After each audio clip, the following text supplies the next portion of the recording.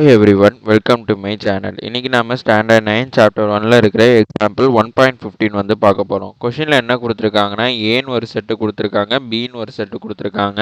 ஏ symmetric B வந்து கண்டுபிடிக்க சொல்லியிருக்காங்க. இங்க சிமெட்ரிக்ங்கிறது என்னதை டினோட் பண்ணுதுன்னா symmetric difference of two set அதுதான் வந்து டினோட் பண்ணுது. ஏ சிமெட்ரிக் பியோட ஃபார்முலா வந்து என்னன்னா A minus B union B minus A. இதான் வந்து ஏ சிமெட்ரிக் பியோட ஃபார்முலா. இப்போ நான் ஏ மைனஸ் பி ஃபர்ஸ்ட் பண்ணணும், அடுத்து பி மைனஸ் ஏ பண்ணணும், அது ரெண்டுக்கும் நான் யூனியன் எடுக்கணும். அதான் வந்து ஏ சிமெட்ரிக் பி.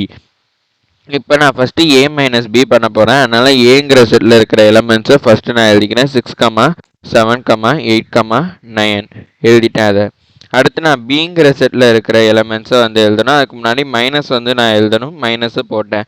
அடுத்து பிங்கிற செட்டில் இருக்கிற எலமெண்ட்ஸ் வந்து என்னென்னா 8 இருக்குது, 10 இருக்குது, அடுத்து 12 இருக்குது. இதை நான் திருப்பி ரீசெக் பண்ணிக்கிறேன், கரெக்டாக தான் இருக்குது. அடுத்தது நான் என்ன பண்ணணும்னா இது ரெண்டையும் மைனஸ் பண்ணணும். மைனஸ் பண்ணணும்னா எப்படி பண்ணுவோம்னா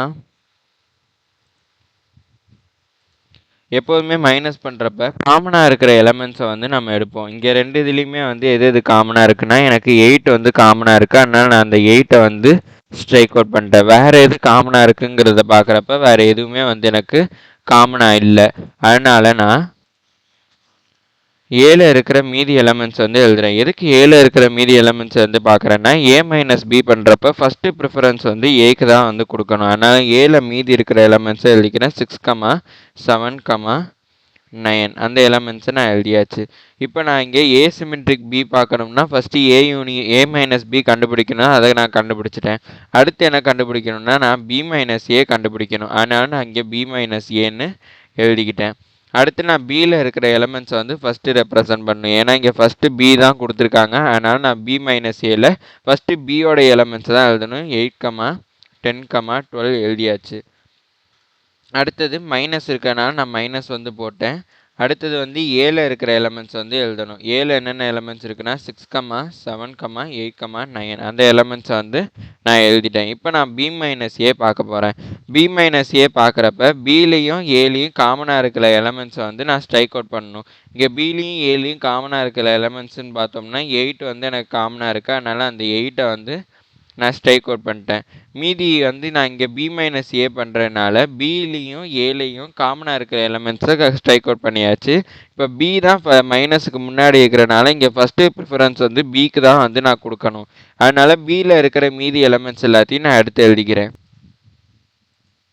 பியில் மீதி என்னென்ன இருக்குன்னா 10 இருக்குது, அதுக்கப்புறம் 12 இருக்குது. அந்த ரெண்டு இதையும் நான் எழுதியாச்சு. இப்போ நான் ஏ மைனஸ் பியும் கண்டுபிடிச்சாச்சு, பி மைனஸ் ஏவும் கண்டுபிடிச்சாச்சு. அதனால நான் இப்போ அடுத்து என்ன கண்டுபிடிக்கணும்னா ஏ சிமெட்ரிக் பி வந்து கண்டுபிடிக்கணும்.